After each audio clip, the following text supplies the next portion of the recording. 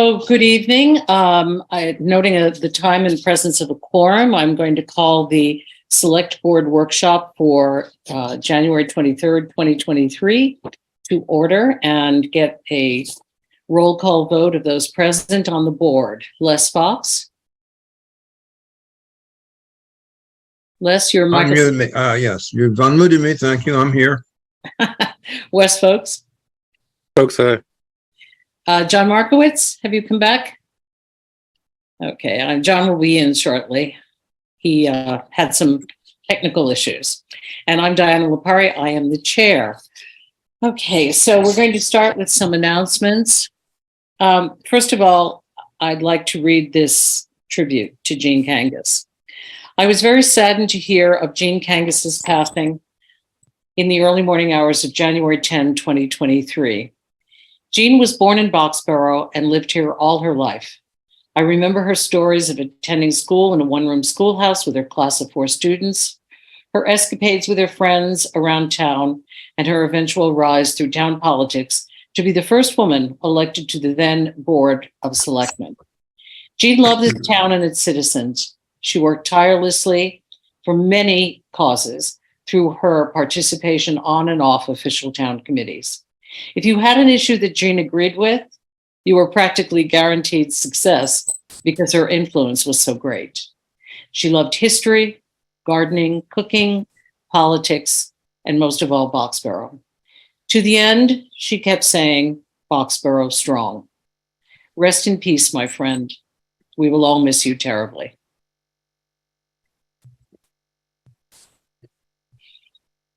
So this is a message from the town clerk's office. Residents should have received Boxborough's annual street listing and local census. This form is used by the fire and police departments to locate you in the event of an emergency. It is also used to keep track of senior citizens' needs and for certain privileges, such as veterans' benefits and jury lists.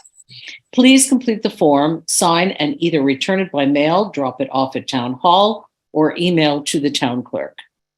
The Public Celebrations and Ceremonies Committee and the Personnel Board are looking for members.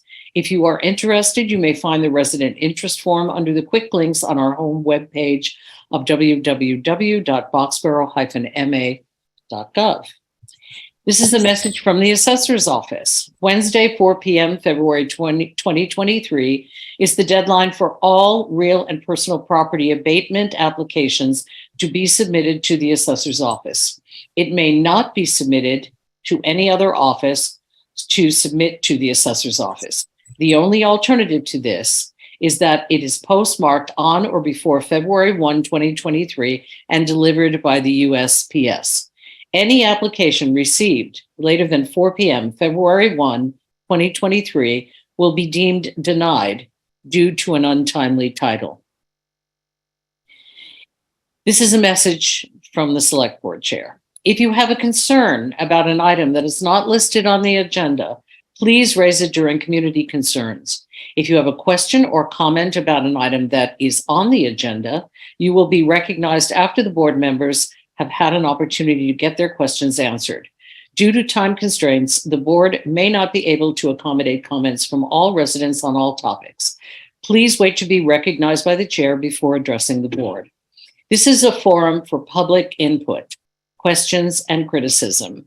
However, we ask that all participants be respectful and civil.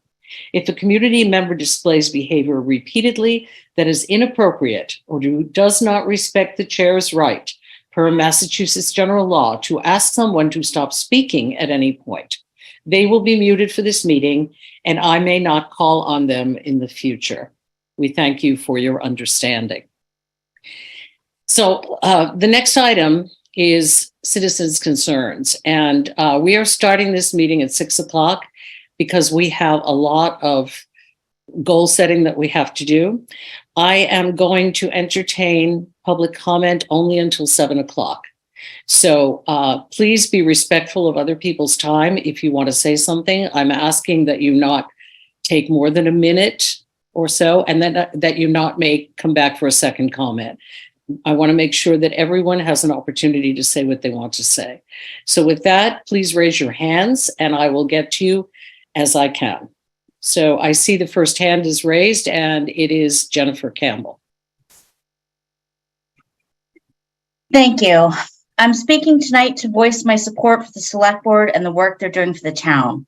While I didn't agree with every person on the board on every issue, during the year and a half I served with them, we listened to each other and respected each other.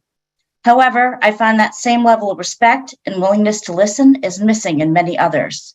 I personally was subjected to nastiness on a level that eroded my mental health and happiness to the point where I needed to step down from public service after 13 years.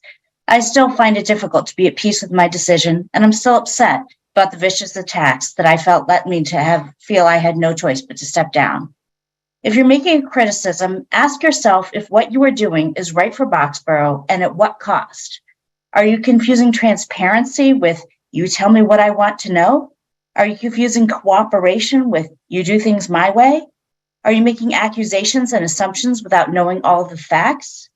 Remember that it's easy to speak about a situation when you aren't subject to executive privilege or other legal constraints.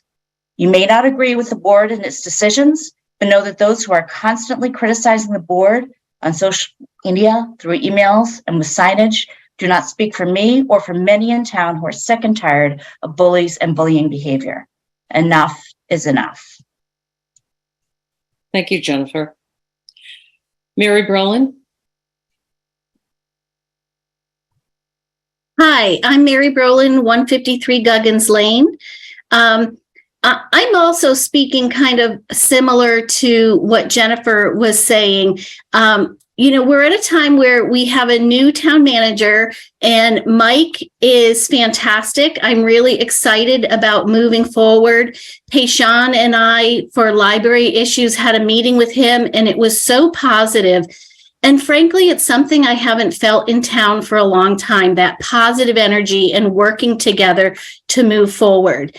It's the new year. Many of our friends and our fellow residents in town are celebrating the Lunar New Year. We've celebrated New Year in our family. And to me, it's a time to really think about how we work with each other and really build on the new year and a new town administrator and positive energy.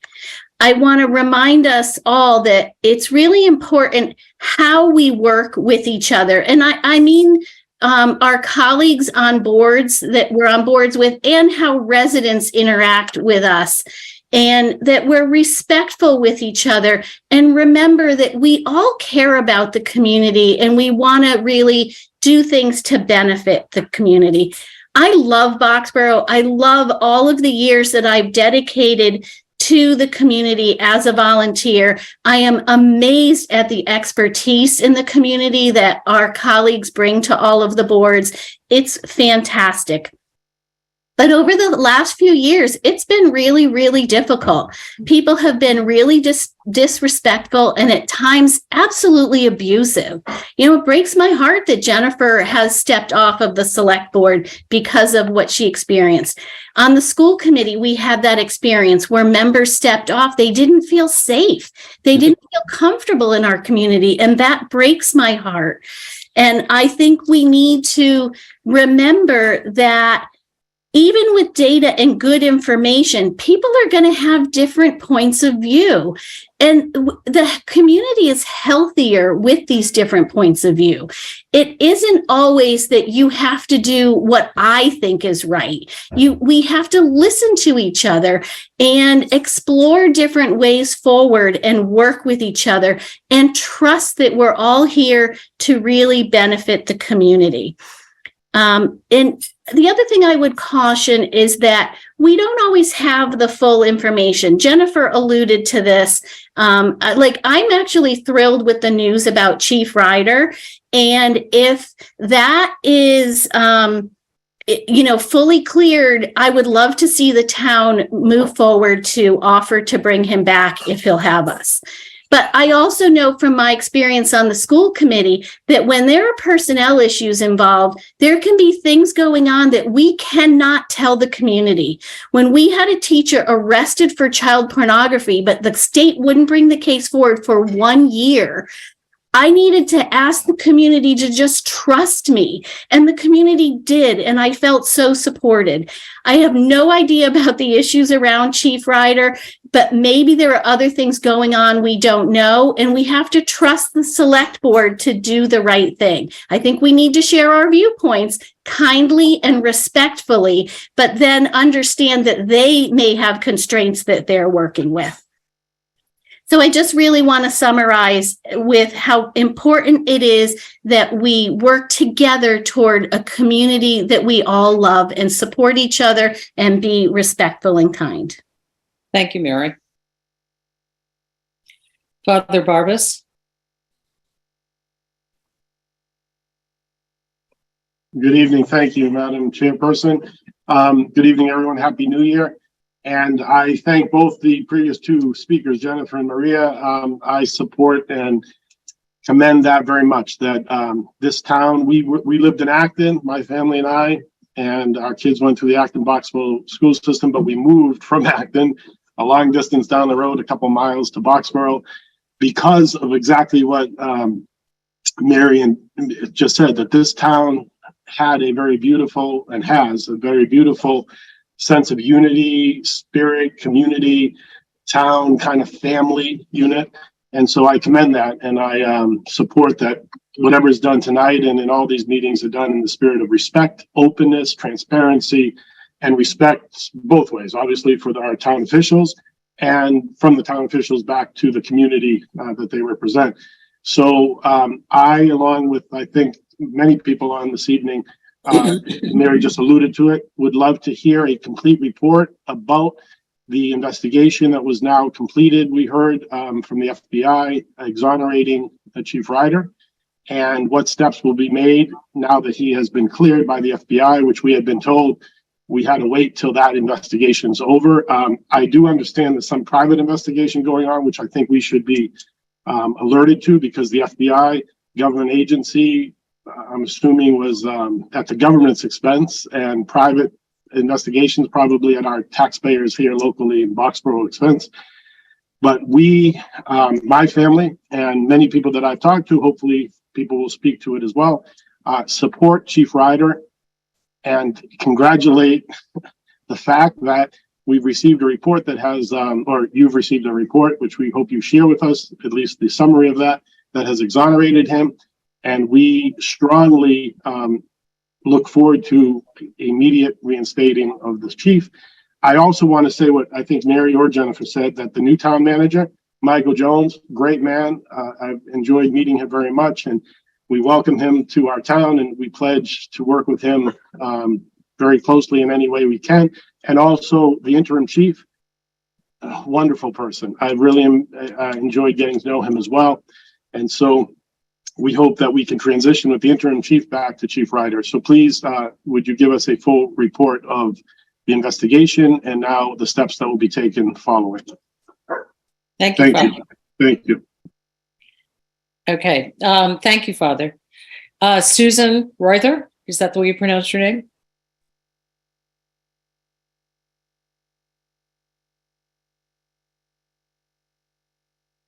We can't hear you. You're unmuted, but I think your computer microphone might be muted.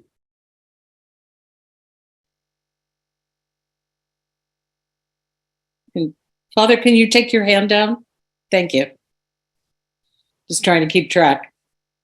Are you unmuted, Susan? Can't hear you. Just check which, if you're on Zoom, check which microphone you're trying to use.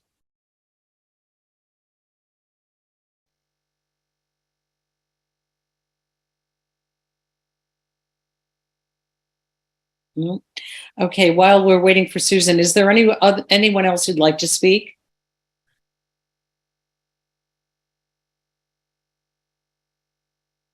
Okay, Amy Osenar.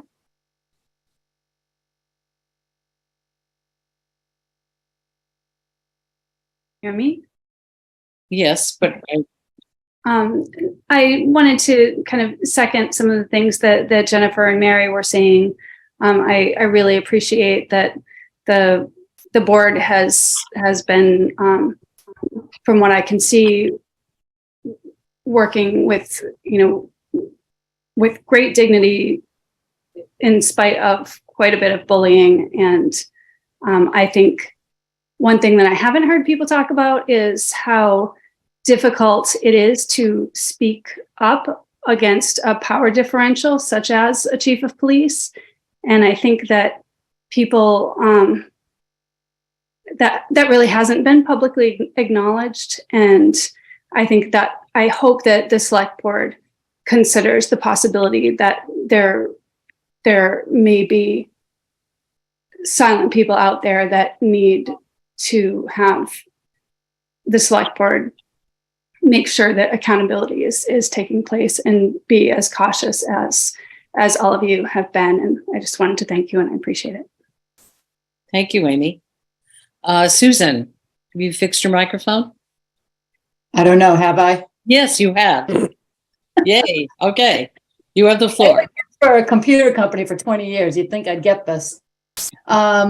Sue Ruther, I live on Reed Farm Road. I'm not sure how you handle all of this. Do you take all the concerns and then you just tick down? Or do we ask you one question and get an answer, one question, get an answer? We don't necessarily answer questions. It's just your opportunity to speak and give us your concerns. Wow. It's not an interview. It's not an interview process. Okay. So I guess I'll start from backwards forward. Social media is blowing up with all kinds of people yelling at each other, name calling our chief a criminal, blah, blah, blah. So I think for us to stop the craziness, we need to have facts. We need to understand what's happening now, where we're going. I'm just gonna, Father, I'm sorry, I forgot your name and I don't see you on the thing.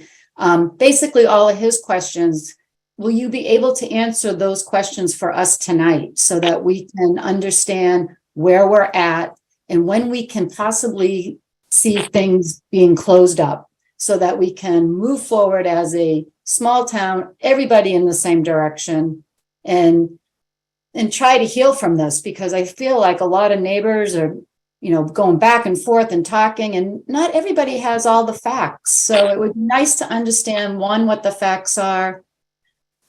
And this is really, for me, it's all about Chief Ryder. I know the man as a human, and I, appreciate him a lot. So I would just like to see it facts so I can determine in my mind, what's the right, where should I be on this fence? I'm supporting the Board of Selectmen. I'm also supporting the chief, but I'm supporting our town, and I'm supporting our town moving forward.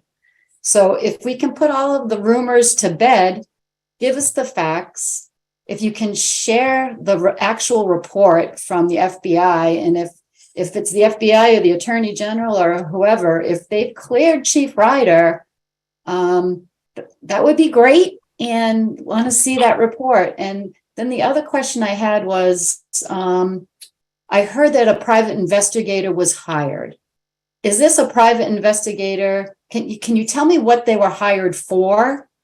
At least tell us what they were hired for. And if it has nothing to do with the chief, then why aren't we bringing him back immediately so that we can, as taxpayers, can stop paying all this money to support two chiefs in this ongoing litigation? So I think really that's what I want to know as a citizen of Boxborough. And I really want us to start healing and looking at each other and talking about fun stuff in our town, and not all the negativity, because it really sucks the life out of you. So Amy, many questions. Madam Chair, if Susan is through, could I know you can't engage with her in this dialogue, but she is looking for facts, and I'd like to provide her some if possible. Thank you very much, Mike. Please do. Thank you, Michael. Susan, Father, Ted, as well as Jennifer and the other person, your name escapes me. You've all brought up good points. Thank you. Susan, to address a couple of things you brought up directly. It is very much in everyone's interest to get the facts and the truth out. And as soon as we possibly can do that, we will do that. And if people are cleared, we'll move in one direction. If not, we'll move in another direction. But we will do what is in the best interest of the town. You and the other three speakers are all exactly right that the town does need to move on from this, and we need to bring this to a close. That doesn't mean we need to do it before it's done, but it means we need to do the right thing in the best interest of all the residents of this community. Respect was brought up by a couple of you, and you're right on the money. And a lot of this is about respect of people's views, respect of the way people are treated. That is at the heart of some of what's being looked into. Bullying was brought up twice this evening. In my 9 weeks here, it has been brought up to me many times in the current as well as in the past. That is something that is being looked into, and I will tell you that there is no place in this community for bullying at any level. And if I am aware of any that is going on, I'm not aware of any currently going on, but that is something that I want to nip in the bud and address very directly. But that is something that that has been raised as a concern. And when those facts, if those facts should surface and we're able to share them, we will. And you're exactly right about we need for people in the community to feel safe. We need for this community to be safe. And the chief of police and the public safety officers serving this community need to bring that sense of safety back to the community. And one other thing on social media, whatever you read, you can probably rely on about 95% of it being untrue or region rumors, and that's whether you believe on one side or the other of the facts or the mistruths or whatever. It's social media, but we will share with you the facts as soon as we are able. Thank you for your patience. Thank you very much. Thank you, Susan. I'm sorry, but I told you this really isn't a dialogue because we can't go back and forth. I think that Mike answered your questions as best that we can at this moment. That's the point. So I'm afraid we have nothing more to share. Becky?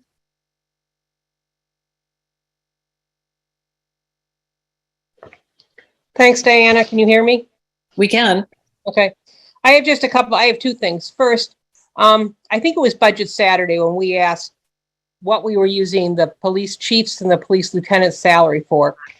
And I think probably poor John, was brand new at that point. And we've been told all along we aren't paying two chiefs. But I did a public records request. And what I've got is since October, because I only asked for October through the end of the year. We've been paying either Chief Ryder and or DG and or Chief Chefship since October. I got out of the regular budget. We've been paying some of it out of the police chief's budget and some of it out of the lieutenant's budget. And the other thing I did, and I submitted a records request for it Friday, and I anticipate I'll get it by the end of next week. I'm hoping that you can provide minutes for when you took the vote to have KMP hire the private eye, because you were very public in your vote for the FBI. And yet every time somebody asked about the PI, you say, we don't know anything about any PI until local residents started getting interviewed. So I'm going to hope that by next Friday, maybe I have it, and I'll be happy to post that on social media so people can see that and we can clarify some of the questions.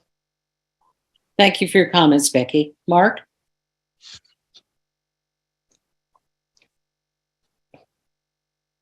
Good afternoon or good evening. I've been hearing that Chief Ryder has been exonerated by the FBI. And I was wondering, perhaps the select board doesn't feel like releasing such a document. If anyone has a document from the FBI that says Chief Ryder is fully exonerated, could they please post it so that the town can find out whether or not that is in fact more than just speculation? But on the flip side, and at the risk of being uncivil, it's been over a year that we have been waiting for some kind of answer. We haven't had a lot of information brought forth about why Chief Ryder was suspended. Obviously, we need to think, more than just about whether or not crimes were committed. We also have to make sure that people weren't breaching their contracts or taking money that didn't belong to them, other things that have occurred.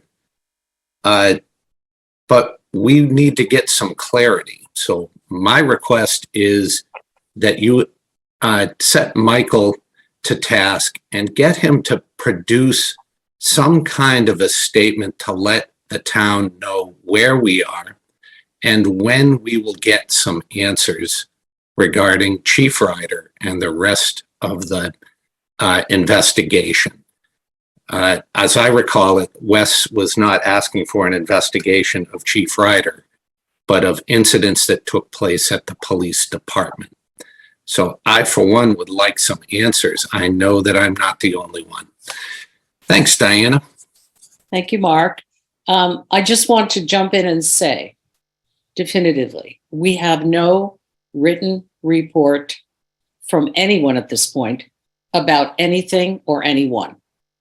So we have nothing to produce other than original materials that were looked at a year plus ago in executive session. Other than that, which should not have been released outside of executive session.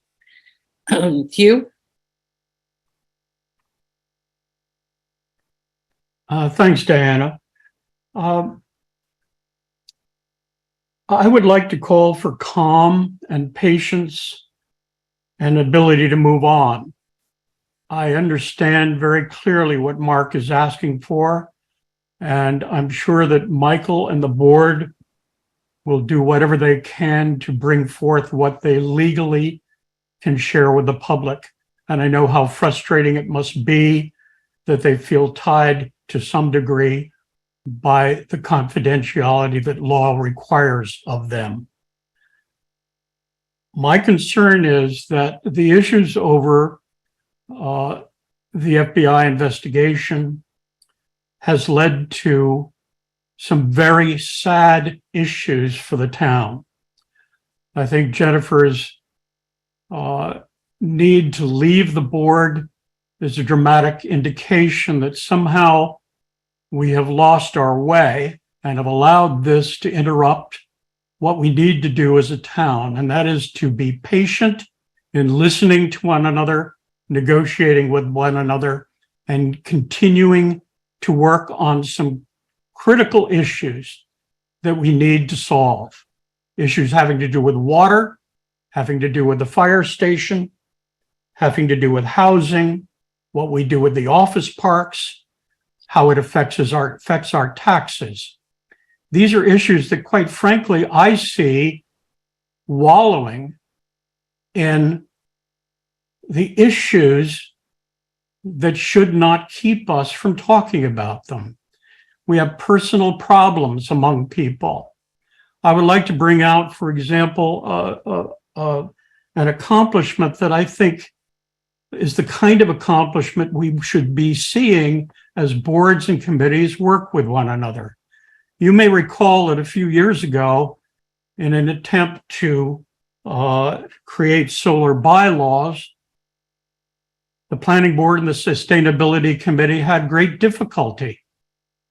They took a year to listen to one another, to recognize that they had differences of opinion, but not to come up with a perfect solution, but one that both sides could live with.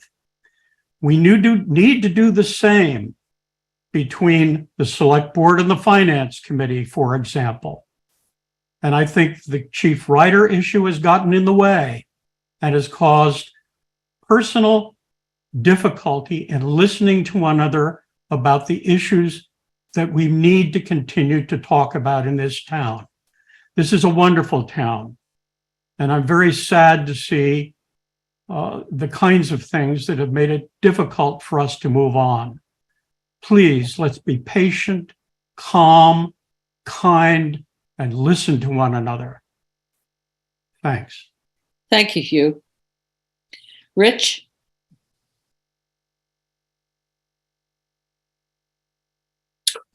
Thank you, Diana.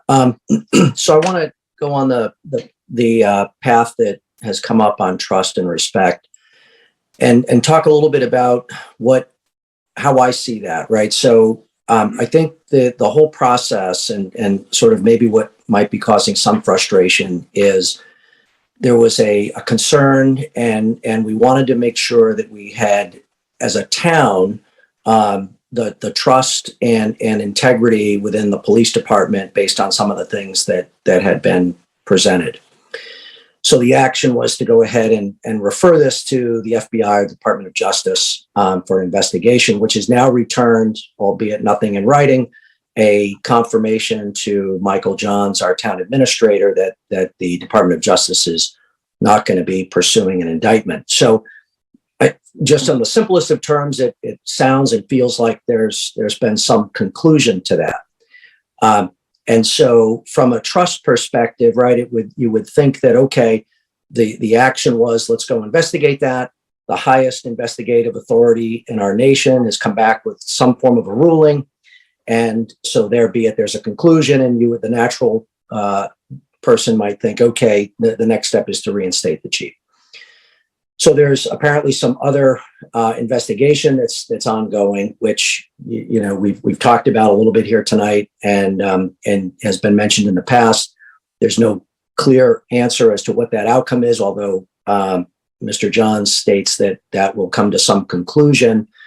I guess what I'd say is it's important, right, that does get concluded in an expedited and urgent manner. And I respect what you said, is that we need to have patience.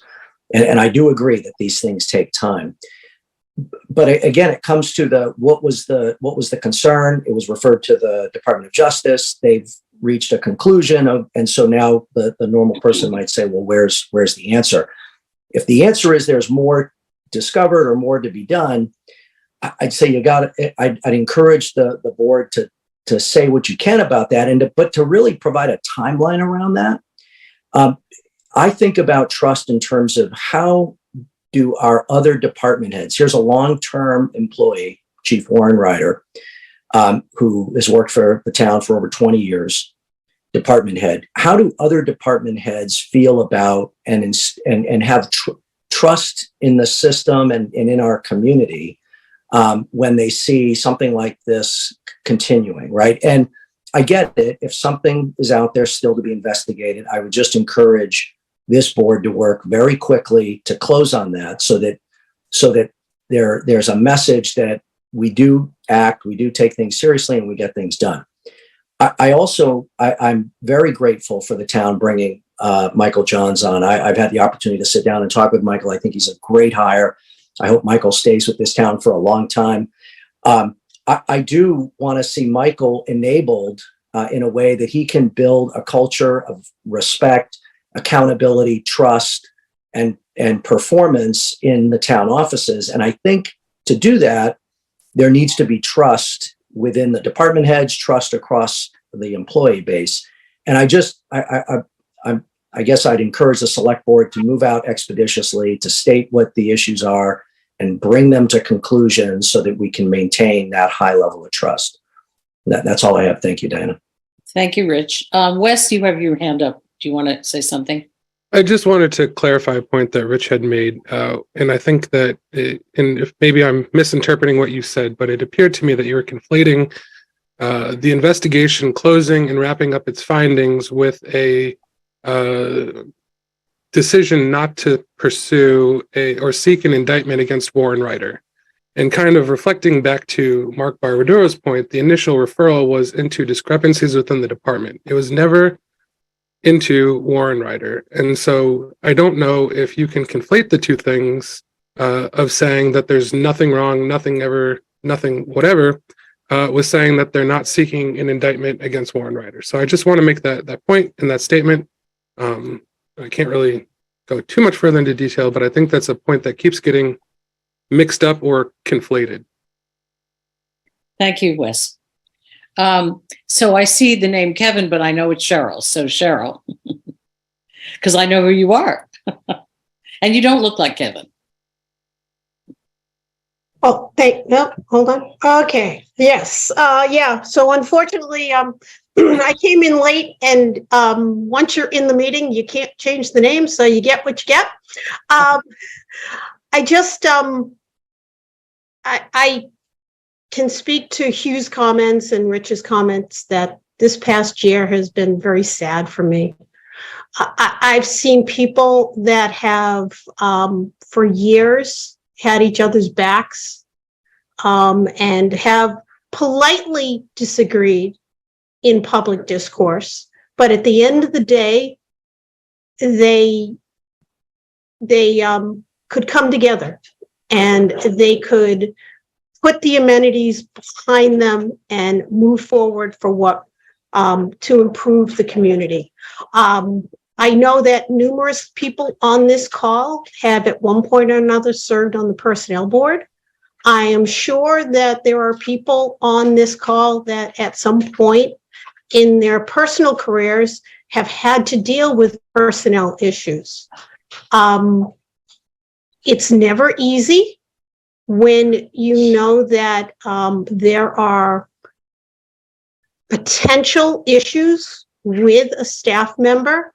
However, one of the reasons, and I would, if I am incorrect on this, please correct me. One of the reasons that the TA and the select board have been unable to provide these updates and this information is because of the rights of the parties and the employees that have been looked at by these various agencies. And if they did make public statements that were contrary to the rights of these individuals, then they would be in the wrong and open to an investigation by the Commonwealth of Massachusetts as to fair labor practices and potential civil action by those individuals that are named. So I know it's a hard thing to say, but a lot of the, from my perspective, I'm only speaking as a minute, is that these public officials can't speak to the specifics because they have a duty and responsibility to protect the privacy of their employees. Thank you. Thank you, Cheryl. Okay, so Rich, would you mind taking your hand down? Just because it's still in my sights. Is there anyone else who wants to speak tonight? Okay, David McKiernan.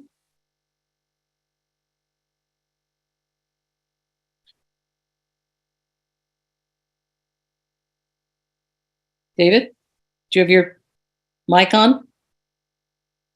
All right, sorry. Now I'm unmuted. Apologies. Okay, there we go. Thanks, Diana. So what's not clear to me is, we've waited all this time for FBI to come to a resolution, but was there other things going on? I mean, it seems like, okay, he's cleared, but we have more things to look at. So why wasn't these other things handled in parallel if there were other concerns? That's sort of what I don't understand. It almost, and Wes talks about conflating the two, but it's like, okay, so if there were other issues, why haven't they been addressed in the last year and a half?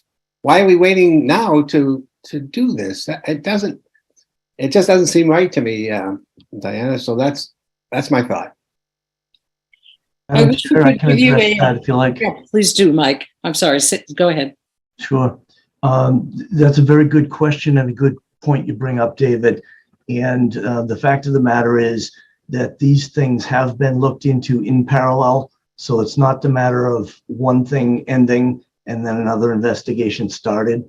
Now, I will tell you, I wasn't here at the beginning of all these investigations, but I can tell you that these agencies have been looking into a number of things, and not necessarily an individual, but a number of factors. And to a question that came up a little bit earlier, I think that Mark raised it. Can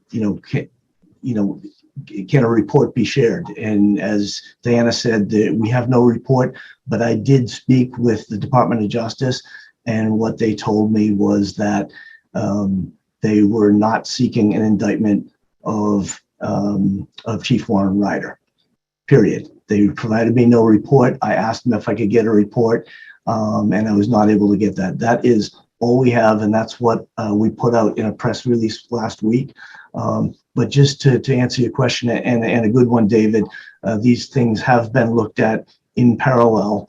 And so the FBI, in its investigation, looking into the wider matter, we're not seeking an individual indictment of Chief Warren Ryder, but the FBI is still actively engaged in an investigation, as are other agencies, including a private investigator. I hope that answers your question. Okay, is that Tara? I can't see your thing. Tara? Yes, Tara. Thank you very much, David. Yes, hi, I'm Tara Tremblay from Picnic Street. I guess my largest concern is really simply around how this is all being paid for. We've paid for 2, at a point in time, 3 chiefs. We know we're paying for a private investigator, and just really trying to understand, right, like what has been billed? Have we been accruing for these many, many hours that I'm personally aware that the private investigator has spent? So just kind of thinking from a financial perspective, we're spending taxpayers' dollars. So I would just really appreciate this being wrapped up as quickly as possible, because as I think Becky was mentioning, she doesn't recall this being brought up from a financial perspective in any of the prior meetings. Okay, thank you, Tara. Okay, so David, did you want to take that down, your hand down? Yeah, I don't want to go back to people a second time just because I want to give everyone a chance. Is there anyone else who would like to speak right now? Okay, we'll give you another second or so. Okay, Tara, would you mind taking your hand down? Hit that little button. Okay, thank you. All right, well, seeing no other hands raised, I'm going to close citizens' concerns, and we're going to move on now to the regular agenda of this workshop, which is to talk about the select board goals. Mike, I'm going to give it over to you.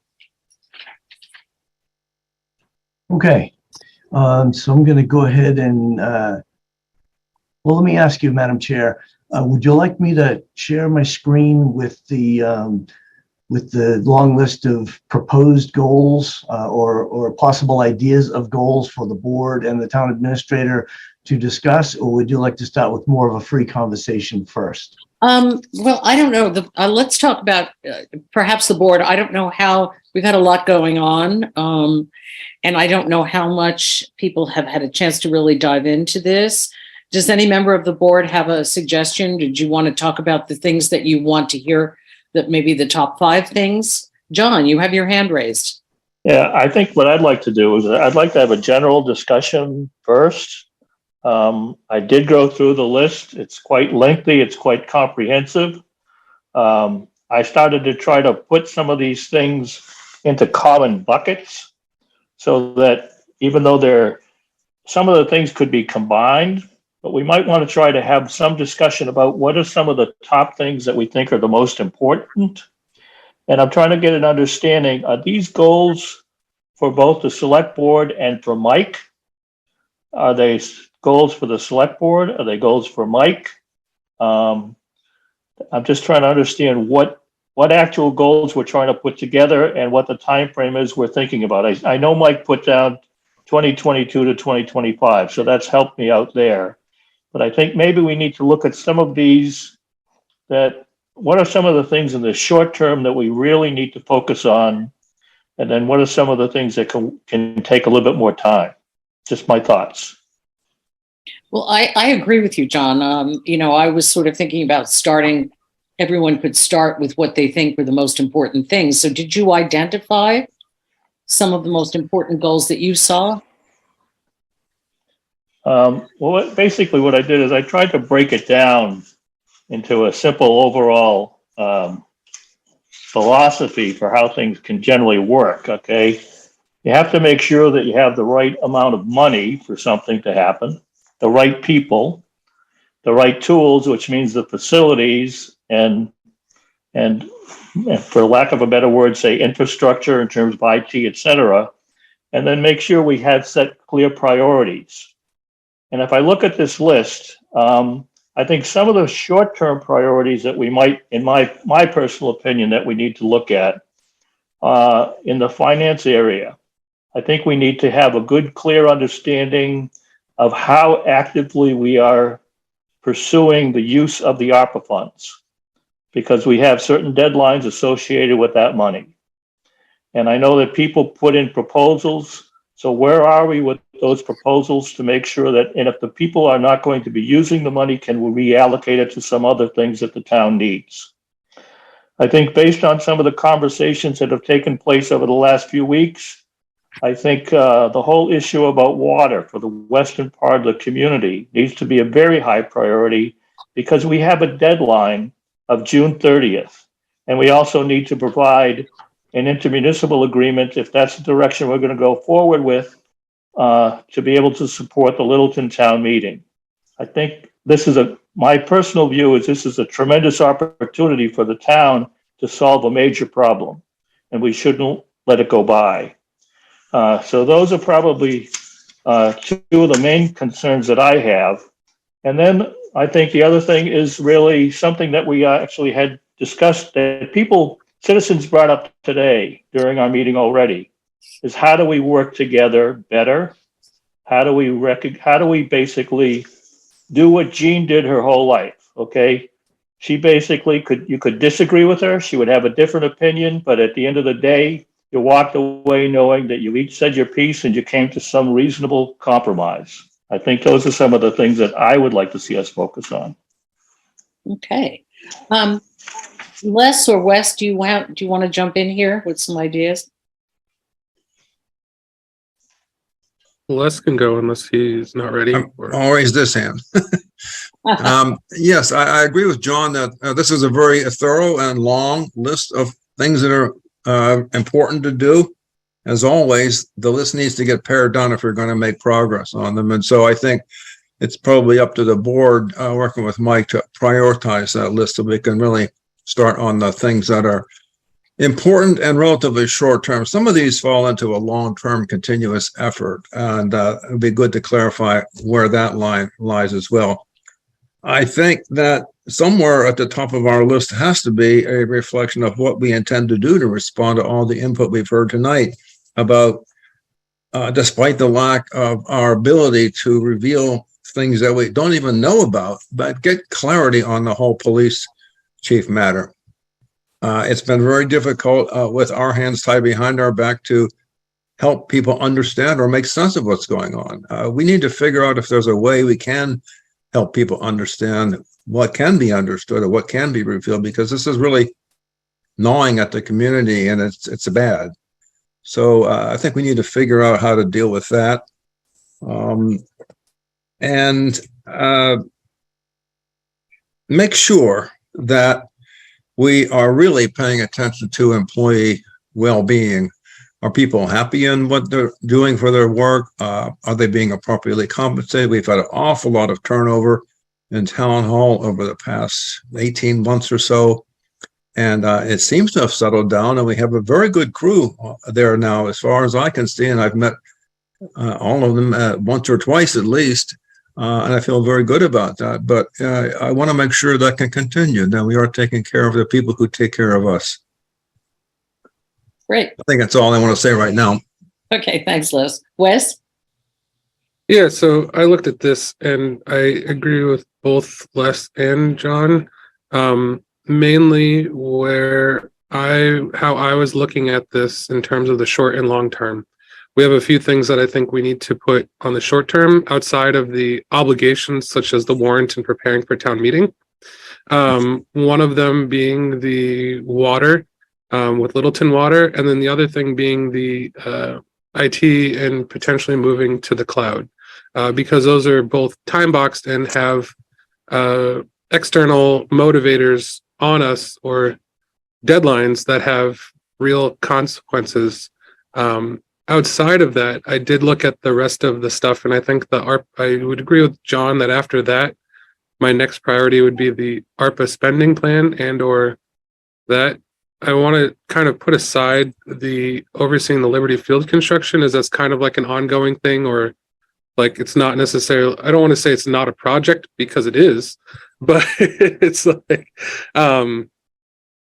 But I see one of the, and I guess kind of to Les's thing, I did see that Mike had put a lot of stuff in there in terms of staff development and that kind of stuff. And I had briefly talked with him about more staff appreciation events, and we had and ways to recognize and that's something that Mike has been very passionate and ardent about. And so I strongly support that, and I do believe that it should be one of the goals as well. And so, I mean, I think it's just kind of sidetracking it, like having longevity awards or something like that, like saying, okay, great, you've been here for a year, wonderful, you're now one of the longest employees here. No, I'm just kidding. That's a terrible joke. Oh, yeah. No, that's very pessimistic of you. No, it's just, but that's kind of like what people are thinking. But it's not actually what happens. We actually have quite a few people who have been there for more than a year. And to John's point and Les's point, we do have amazing people right now. So that's kind of how I was looking at it. And I just also wanted to make sure that as we have things, and if this is for 3 years, 5 years, things are going to drop off and then they're going to get deprioritized, and we're going to need to have space to add them. And I just want to make sure that Michael bites off what he thinks is reasonable, because the other side of this is if you try to do everything all at once, you get nothing done. I'm more of the mindset of do one thing well, or pick a few small things and move them forward further than moving everything a tiny bit. I just want to say that ARPA was top on my list because we have a time crunch on that, as well as obviously the water issue that was top on my list as well. I agree with everything that you said about the employees, and also about, having finding ways to work together better, and also improving perhaps our communication. We might want to look into the concept of setting up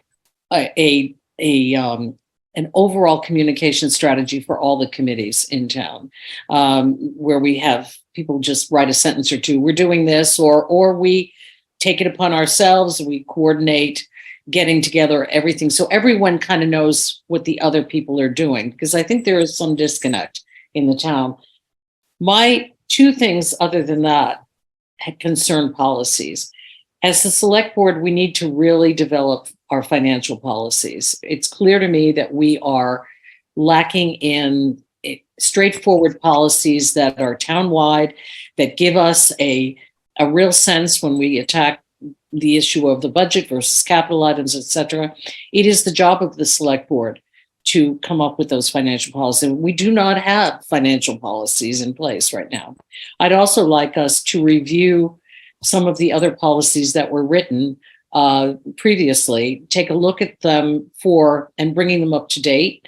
One of them in particular is the appointed boards policy. We have some things in there that I think really need to be clarified, along with the concept of the liaison discussion that we had before.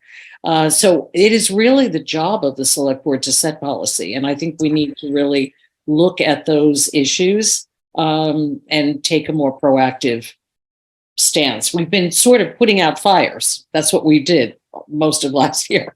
And maybe we'll get a little space now with the employees being a little more secure, having the main roles being filled already with really wonderful new employees. We might have a little bit more time now to actually develop some real policies moving us forward. So that's kind of generic in a way, but the financial policies, Mike sent us an example of that. And I think, from Foxborough, I believe, right, Mike? Yeah. So we take a look at that again and sort of start crafting these. And obviously we would want input from the finance committee and from other committees that might have some input. And I think, do we have an actual capital committee right now, or do we not? No, we're in discussions about building one, but we do not have one. So that is really a crucial thing as well. It is. To set up a proper capital committee. Yeah, and I think having a follow-up meeting like we had today between you as the chair of the select board and Maria as the chair of the FinCom and Gary, myself, and Rajan, I think that was a good start to having a discussion on how you build a policy committee.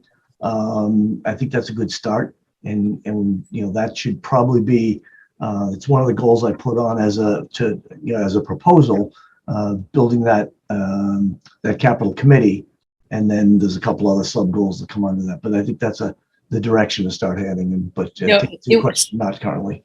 It was interesting today because when we went into the room, Mike says, "So now, how do you go about this?" And the three of us, Maria and Gary and I, said, "We've never done it this way before." So we didn't have a precedent, but it actually worked extremely well. We went over the warrant articles and, among the 4 or 5 of us, we actually were able to give a lot of input. And I thought it was really a useful thing going forward. John, do you have your hand raised? You're muted. muted.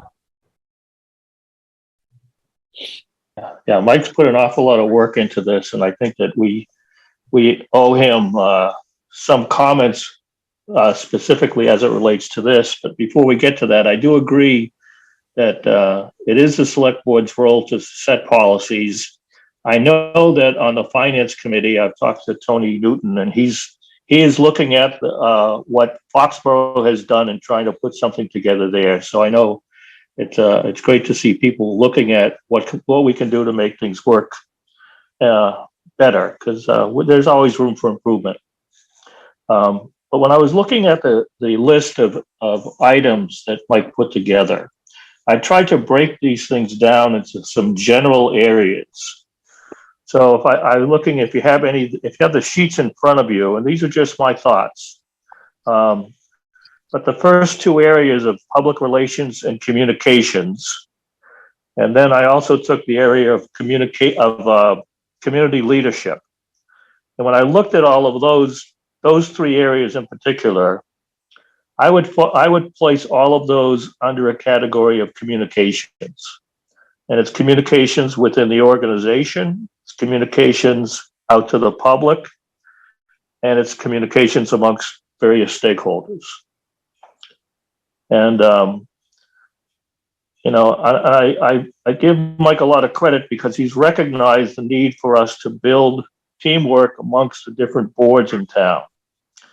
And when I look at the first grouping that he had, I think from my perspective, before you can actually build and encourage respect between stakeholders, I think the first thing is to resolve some stakeholder concerns. So if I would look at that grouping, and maybe this is too much detail, but it's just my thoughts. First thing I would say in that first set of groups under public relations or in communications as a lump, resolve stakeholder concerns. So we heard some stakeholder concerns, our citizens today. They had concerns about what's happening with regards to the police, the investigations, etc. So, and I think we've heard some discussion here that I know the board is very interested, and Mike's very interested in bringing resolution to that. I think bringing resolution to that would then enable us to encourage respect between various stakeholders, which includes the board, other viewpoints on what's going on, and the citizens. I'm just looking at a stepped process for how to try to move things forward through this list. When I look at some of the communications that Mike has mentioned, monthly updates, question and answer at the community center. I think one of the things that could be added in there is the use of the Boxborough Bee, which is only quarterly. But I know that other town administrators have set up either monthly or biweekly, a 1 hour or 2 hours a certain day where citizens can call in, come in and ask questions. And that has proved to be quite successful for people. Those are just a few of the ideas that I have. Thanks. Great. Wes? I just wanted to provide some context and make sure that I understood, and also that was Mike's intention. I think that Mike was creating this list to go along with the performance review that we developed and approved at the former meeting. And so just to also not conflate, or not combine, but I personally view a lot of leadership as communication and public relations as well. And so to your point, John, they do get kind of overlapped, but I do think that it's good that we kind of separated them out and it gave us a means to evaluate and in your words, put together a roadmap. So, Mike, what do you think the best way forward is in terms of putting these down? You want to share your list now and maybe we give them a priority? And I'm not sure, a couple of mine are even on there actually that I brought up about. Or would you like us to each send you our priorities, like in terms of the top 3 or 4 or 5? Sure. Well, I've just written down everything that the 4 of you have said, and made some notes on the list that I sent you, before. So I think it would be helpful if you prioritize, what you've given me. But what I can do is I can type up the list that you've just come up with, the 4 of you, and then you give you a chance to reflect on it a little bit and maybe send it back to me. And then I can put it all together and send it back to all of you as a group, showing what your individual rankings of priorities are.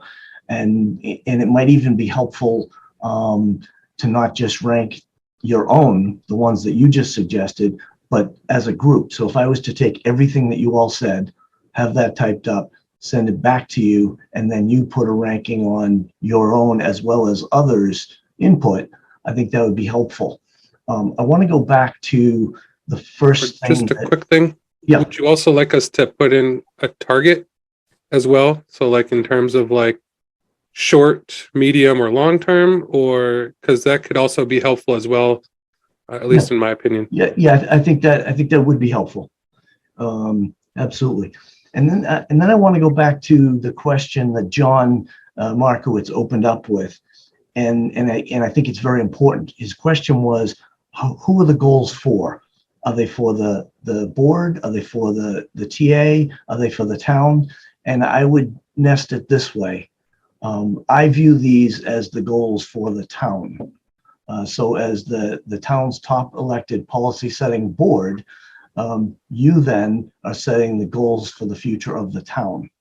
And then, so these become the board's goals. And what you're doing is you're creating a roadmap for me as your administrator to then implement your goals, the town's goals. And then what I would further do is then I would assign some of these goals to department heads as appropriate for them to carry out. But they still remain as the town's goals because we're moving the town forward. And when we talk about long, medium, and short range goals, it's important because there are some things we need to do between here and town meeting in May. There are also things we want to do, let's say, within the next 10 to 12 months. But as one of the goals that I had written and sent to you is establishing a long-term plan or a strategy. And I think we should, the town has a master plan, which I've viewed and we should review. But I think it also would be helpful for the select board to have let's say a 10-year strategy, and then revisit that strategy every year and see what have we completed, what do we need to add to the list, what do we need to modify. And I think that can help year to year with this goal setting and see how are we doing advancing the town, the board's goals, and how is the town administrator and the department heads and the staff helping to advance for the betterment of the town, whether it be infrastructure, personnel, resources, finances, and so forth. So Mike, would you develop that 10-year strategy plan based on some of these goals. Would you give us your idea about what that might include, what that might look like? Because it's always easier to kind of work from a framework than, otherwise we're all each individually picking these things out of here. Yeah, absolutely. So I'll be doing the easy part, which is assembling your goals and making it into a strategy. You've actually given me some of the material that I've been looking for, which is set my goals and I'll work towards carrying them out for you. So absolutely, I'll assemble that and bring it back with your priorities. And then you might visit it, or revisit it in 2 weeks and say, well, that's what I thought my number one priority was when I first looked at this. But then you as a board can have another discussion and maybe you move them around a little bit, add a few different things. But absolutely, I'll guide you in helping you to form and gel your strategy into a long range plan that we then mark it out, as Wes said, with short, medium, and long range goals. Okay, great. John.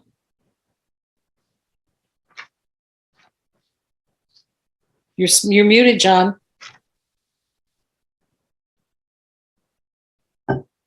Yeah, I'm fine with, going through and breaking this down into trying to prioritize these items and breaking down short-term, long-term, or medium-term. We have to agree what we mean by short-term, long-term, and medium-term in terms of how much time that is. One of the other things I would like the board to consider, because I've noticed this, is that as we have we have a tremendous number of volunteers, fantastic volunteers in this town, doing a great deal of work. A number of these committees, and I'm going to point to the Economic Development Committee, who've done a tremendous job with getting external funding. And but with that external funding comes the need for bodies to do some work. And so the challenge is, how do we take advantage of that? Okay, the fact that we have a committee that's been able to get funds from outside sources to do things that the community needs, but then we need people within town hall or someplace to be able to manage the work, control the work. Now, you can bring in consultants, and everyone says, well, we'll just bring in a consultant. Well, someone has to work with the consultant. So I think this is something else that we have to think about in terms of how we do this. I think encouraging every department to try to find ways to bring in more grant money is a great thing for us to look at. It's just, but bringing in the money is only a part of the answer. You still need people and tools to get the work done. I think we need to keep that in mind. That's a very good point. Well, do we have anything more that we want to talk about on this issue? Because it sounds like Mike's going to send us the goals and we're going to work on this further. At this point, I think, unless another member has something to say specifically about something else they'd like to include. Diana. Yes. One thing I did want to mention is that on that long list that I sent you, and I think there was something on the order of about 75 different lines of goals or sub goals. There are many in there that I think are going to need to happen, and some of them need to happen to make these goals that you've talked about tonight happen. Things like morale building and looking at regionalization, conflict resolution, things like that. And these are things, some of them, they seem small, but they're actually, some of them are, maybe flaws or areas of improvement that I've noticed within the organization that I think will help us all to work better as a town, as a community, including the staff and volunteers, to be able to accomplish some of these goals. So I would say I want to make sure that I give the highest priority to these things that you're raising tonight and other ones that you might raise within the next few weeks.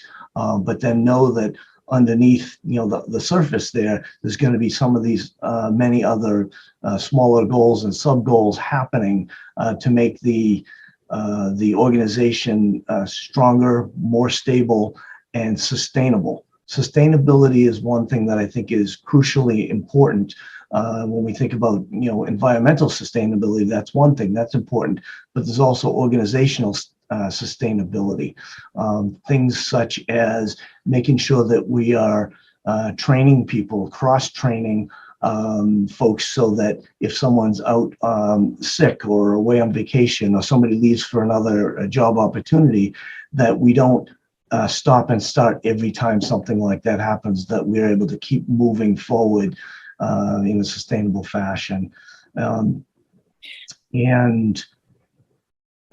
see, there was one thing I was going to mention. And it just slipped. But those are some of the things that you can, expect to happen while these goals are, happen, the ones that rise to the top. Would you give me just 1 second, Les, before I call on you, because you reminded me, Mike, on that list, remember we had talked about the idea of creating volunteer binders for people? Yes. I think that's a really crucial thing when you were talking about giving people, sustainability. Well, it's true for employees, but it's also true for volunteers. I've had some volunteers call me and question, what requirements do I really have regarding taking ethics training, for example? What are the resources? And like Jennifer and I got that book binder as a select board member that John coveted and finally did get one. I think it's a good idea that we give volunteers some guidance for all of these committees, and then the committees themselves can have specific things as well. So sure. That's something I'd like to work towards, that and the regionalization of dispatch. Right. So what I did with that, since it came up in a small way the last time we talked about goals, and then Diana, since you and I discussed it, I added it on the list that was in your packet tonight under personnel management. Oh, okay. I didn't see that. If you look down to the third one, it's called employee and volunteer onboarding, training, and resource guides. Great. And that's part of that succession, is not just succession for our hired staff, but also for people who are elected, appointed, or volunteering on boards, committees, and commissions. Right. Les. Yeah, I want to pick up on something Mike said before I get to what I wanted to say, and that is, he mentioned about training your replacement or succession planning, something along those lines, and that's very important. We rely an awful lot on a few people who really know the critical elements of how the town works, and we got to make sure we don't have critical exposure by having that concentrated in only a few places. So I think as part of our strategic planning, we ought to think about what does it mean to have people cross-trained and in place to take care of the town if something were to disturb the way we work today, loss of some people due to attrition or what have you. And on a related note, even though I've been doing this for a long time, there are a lot of things I don't know the details on. For example, is there such a thing as a handbook of how to get ready for town meeting? Everybody kind of knows what needs to get done. We got to make a warrant, and there are a lot of people who've done it before, so we rely on those people to do the things they've always done. But if you had to turn the thing over to a fresh crew, would they actually know where to start and what to do? We should think about that. I'm not sure the answer is yes or no, or so probably somewhere in between. But I think it's something you ought to have that would help guide people to what needs to get done in terms of assembling the information and actually down to the production and mailing. What does it take to get ready for town meeting and mail the warrant out? It's one of our jobs, and we ought to do it well. And I had a nit question for Mike. At the very end of your strategic planning section, there's something called document management plan. And I was wondering what your thoughts were about that, what you were trying to address. Is that something that you envision as part of our maybe move to the cloud for a number of areas of information management? Or I think it's a hugely important area, but also can be very thorny. It's probably something Wes has a lot of thoughts about, but what comes after, the familiar world of Word and PDF files and all that stuff, because there's got to be better ways, I hope. Sure.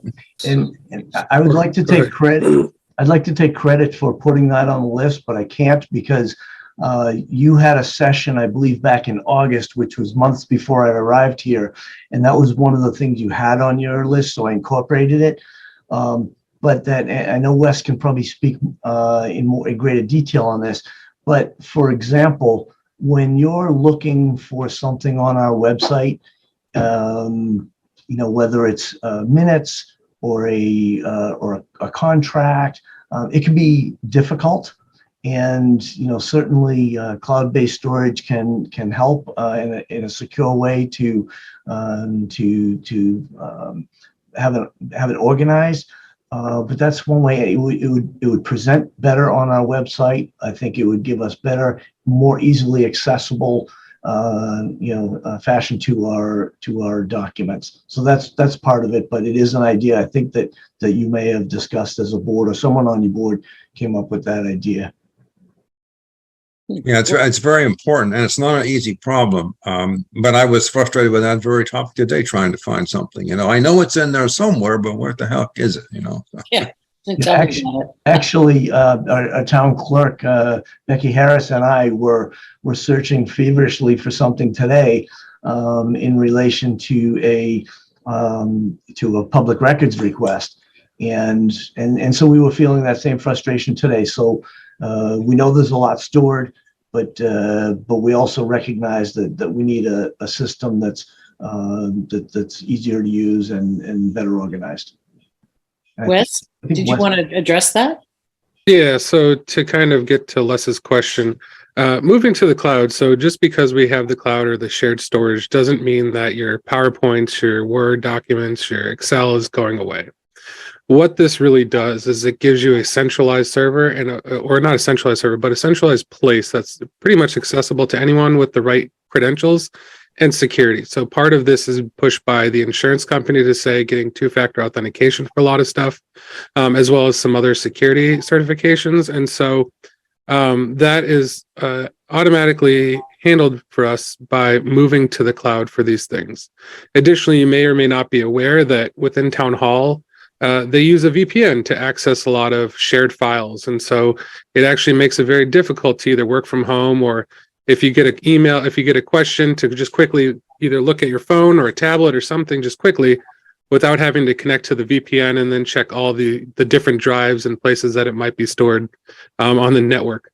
And then in terms of like the collaboration or being able to find documents, there is additional search benefits because OneDrive or whichever provider that we end up going with, they do have search functionalities on top of shared drives, and so they are able to parse plain text that lets you search for it and find it easier for the administrative portion of it. And Rajan, I believe, is also looking at how when we move to these, we can incorporate the benefits of having the shared the cloud capabilities integrate with our website to provide better integration for everybody, including us as well. So that's kind of just a brief summary of where the benefits of that, or why you might want to consider that and what we'll actually get. Thanks. Sounds good. John? I also think that there's some funding that we've allocated for document management. I think not only, I know some money, I'm pretty sure some money's been allocated at Town Hall, and I believe maybe in one or two of the departments as well.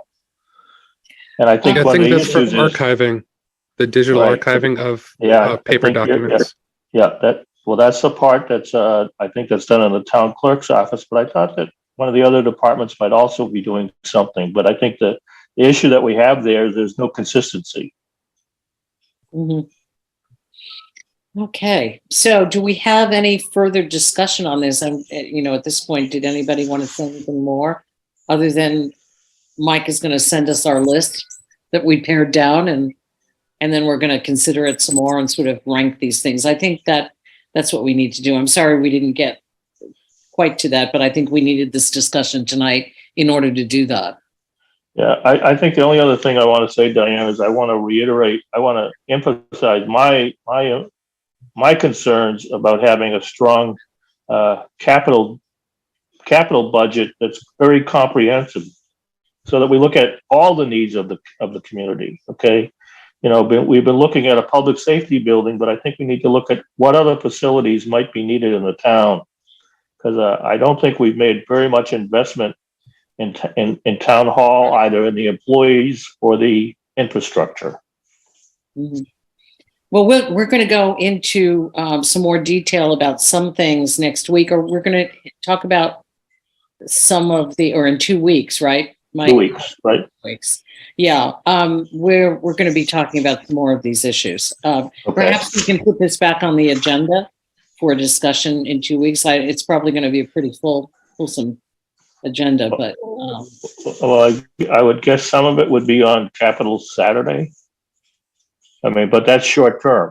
right. That's just this, what the warrant articles are, what we went over today. Mike, do you have any further things you want to say? That's all I have at this point, but I'll go ahead and organize from the material you've given me tonight, and we'll take it up in 2 weeks. But before then, I'll send it back to you so you can digest it and see everybody else's ideas on paper. Okay, great. Okay, so is everyone feeling satisfied with this discussion? And we're going to go to the administrator and town administrator and other reports. So Mike, did you have anything else that you want to say on other issues?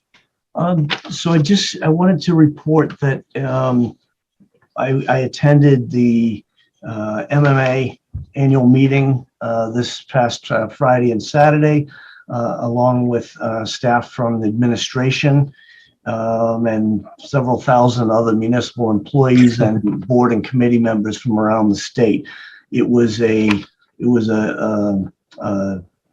busy, good learning opportunity. We did meet with the governor and the lieutenant governor, who have just been in office for just over 2 weeks, and they shared their goals for the coming year. They told us that we can expect to see their budget come out in March 1st, and so we won't know our state aid numbers until then, but we have projections. We've based ours on 1% increase from last year, so we'll see how we are at that point. But Jean, Kelly, and I attended various workshops, and we tried to spread ourselves around, so we were soaking up as much knowledge as possible to bring back best municipal practices from other communities, as well as the professional presenters that were there. And I'll just name a couple of the topics that were available and that we took advantage of. Economics and fiscal outlook. These were each 90-minute sessions. Hot topics in municipal law, regionalization, best practices and lessons learned, cultivating an effective manager-board relationship. And I will say that room, there were about 90 people in the room. Half were town administrators, assistant town managers, assistant town administrators and managers. And about half of the room was filled with select board members. Also, there was a session on the latest in labor law, one called The Path Forward on PFAS, examining state and local approaches. Private roads, political nightmare, legal realities, using public communications to build community and trust. That was another great one.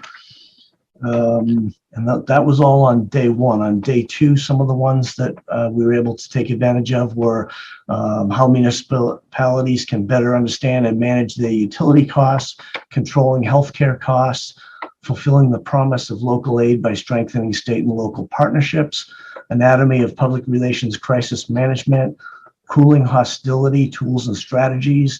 That was one that all three of us attended, and it was extraordinary. And I think I may look in the future to getting that presenter to come and present to some of our employees, as well as board and committee and commission members. Really a super duper and timely session for not only us, but many of the people in the room. The place was packed. And two others, going green, municipal aggregation and clean energy. And then the last one, reframing recruitment, advancing municipal hiring strategies. So again, definitely a worthwhile undertaking. And, I have mentioned to several employees since returning that I hope they'll be able to attend it next year, because not only will they get credits towards their professional certifications, but also for many of the sessions, especially the ones that were limiting liabilities, reducing injuries and health incidents, as well as reducing medical costs. The town gets credits called Maya Rewards, which can be turned into cash that we can put towards the premiums of our our insurance, so we can thereby lower the premiums for our property and liability insurance. So again, very worthwhile. I think it's going to pay off dividends for us. So that's all I have to report at this time. Wow. Mike, a quick question. Yeah, Mike, just a quick question. I'm glad you attended that. I'm glad you had Kelly and Rajan go and spread out and get more information. Do you know if any of the presentations would be available online from the presenters? I don't believe they're online, but what they did is they're going to be sending us the slides for many of the presentations, and I can see if I can make them, share them that way from at least the slides. But I don't believe they were filming any of the presentations. But I will say also that this was all put together by the Massachusetts Municipal Association, of which select board members are members. The administration here in town are members of that association. The finance committee members are also members of that. Our town planner is a member, but also the annual meeting was also attended by the president and CEO of the International City and County Managers Association, as well as the National League of Cities, and many of our federal and state delegation were in attendance. But also Mass Municipal Association does put on seminars periodically. About once a quarter. Sometimes they're on a financial nature, sometimes they're legal updates, and I will make the board aware when they're going to be coming up. And I'll let both the finance committee and the select board know when those are the ones that apply. Great. Share that. Thank you. Sounds fantastic. Does anybody else have any reports? Yes, Wes. Yeah, a report / comment. I just wanted to let people know, and I think there were a lot of people here tonight for the police investigations and those types of things, but I don't think everybody gets to kind of see everything per se, and some of the more shifts that the public may not be privy to, and I wanted to kind of highlight, at least from my perspective, is kind of the shift in communication with the public, right? And so I will say that I'm extremely happy with Mike and the select board at this time, where Mike is encouraging us to be as transparent and communicative as possible within the means that we are able to, when we are able to. And so I kind of want to highlight that for people, because I don't get personal satisfaction from not sharing information. I don't get personal satisfaction from things being drawn out, and I don't believe it's on anybody's board, but there is a lot of liability, and I think Mike has provided some guidance and suggestions to the board that not everybody gets to see in terms of how do we communicate things to the public. And so it's not going to be immediate and overnight, and as I said, it's going to be when we're allowed to and when we're able to, in respecting the rights of the employees. And I want to be appreciative of the people for hopefully being understanding and giving us the benefit of the doubt that it may not be everything as it appears on the surface, and that there may be more. So thank you. Well said. Les.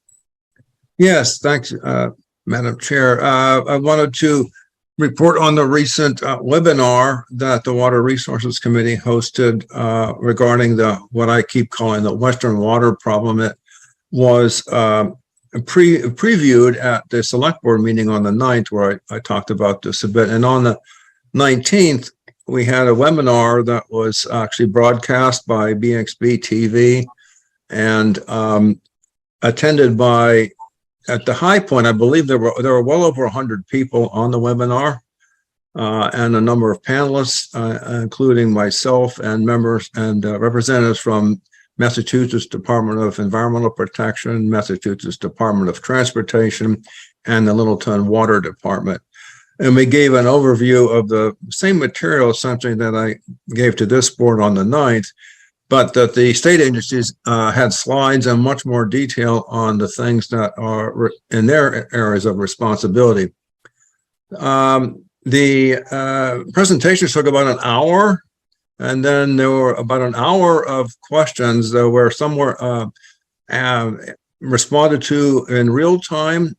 And then we have 88 questions on a list that was maintained through the webinar process, which I've gone through and started to draft answers, which when I have gotten some feedback from the other panelists, I'll be publishing that on our Water Resources Committee page, where you can actually go and download the slides yourself if you want, as well as a link to the video recording.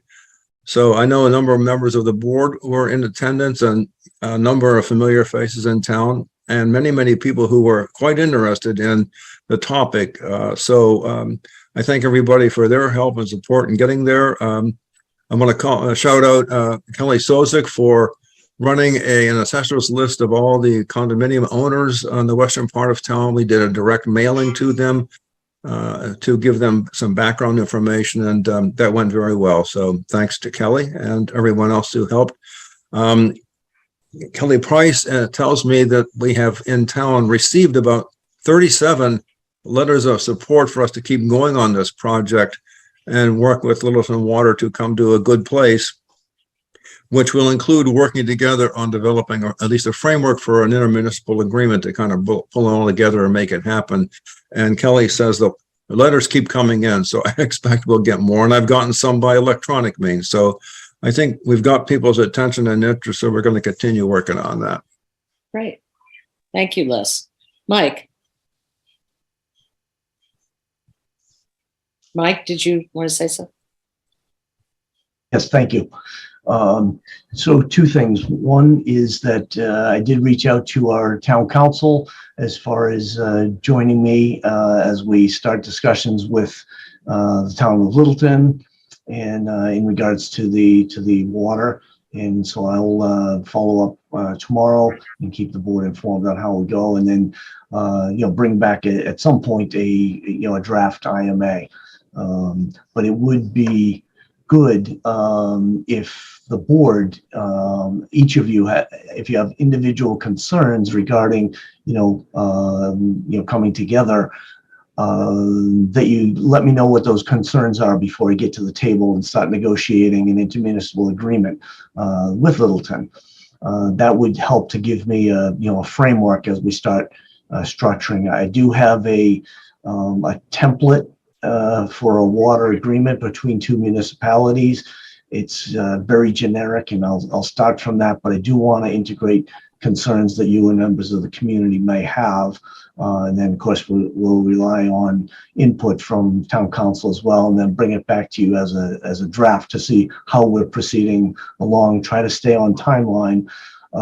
I think it's going to take a while to hammer this out. It's a very complex topic, and there's many parties involved, namely the water department and the town of Littleton, the town of Boxborough. But in the meantime, as we start doing that, it might be helpful, at least if the board has a sense of that we that this is something we want to do.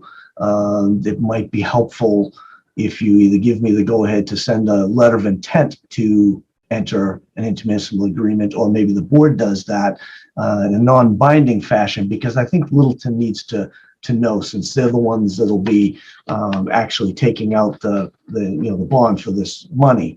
But it's our interests as well. So something to consider, but at least get me some of your concerns that we can work into the IMA. So Mike, I'm assuming because this is not on the agenda, we really can't discuss this, because I do have some very specific questions. And so perhaps we do need to put it also on the next agenda, so we have at least an initial discussion. Yes. about some of these things, because I do have some concerns. Yeah, absolutely. I had planned on putting it on your next agenda because you're going to need to, for us to stay on timeline, you're going to need to have a discussion as a board. And I know that some of the questions were raised, but you need time as a board to discuss this. And that'll give me a framework to bring to start shaping that IMA. Okay, great.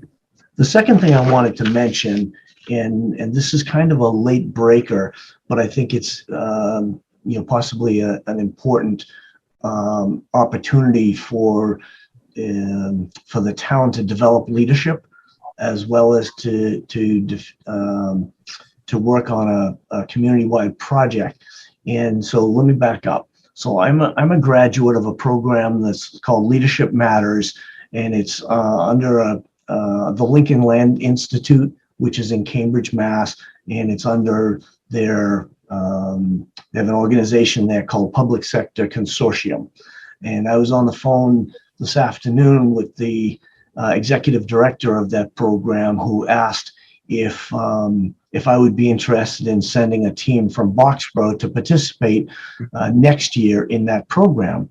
And I know the value of the program.